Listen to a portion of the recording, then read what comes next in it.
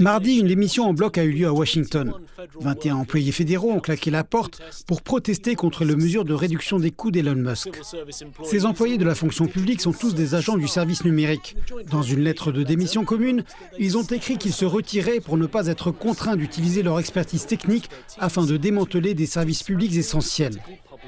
Le tout nouveau département de l'efficacité gouvernementale, dirigé par Elon Musk, a semé la pagaille dans la capitale en réduisant de manière drastique des emplois et en accédant aux données personnelles de millions de personnes. Lors du briefing de la Maison-Blanche de mardi, la porte-parole de la Maison-Blanche a défendu le rôle d'Elon Musk, en rappelant qu'il avait été habilité par le président Donald Trump à éradiquer le gaspillage financier. Le président a chargé Elon Musk de superviser les efforts du Doge. Il y a des fonctionnaires de carrière et du personnel désigné pour des raisons politiques qui aident à gérer le Doge au jour le jour.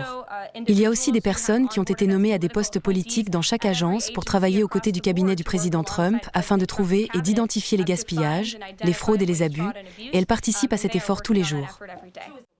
Le Doge a également envoyé des courriels à des millions de travailleurs fédéraux leur demandant d'expliquer leur travail.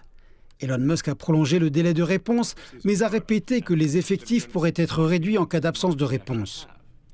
La Maison-Blanche affirme qu'1 million d'employés ont déjà répondu, et certains départements ont demandé à leurs employés de ne pas répondre.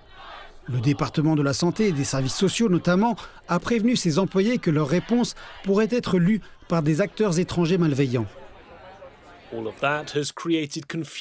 Tout cela a créé de la confusion pour des millions de travailleurs qui ne savent pas s'ils doivent répondre.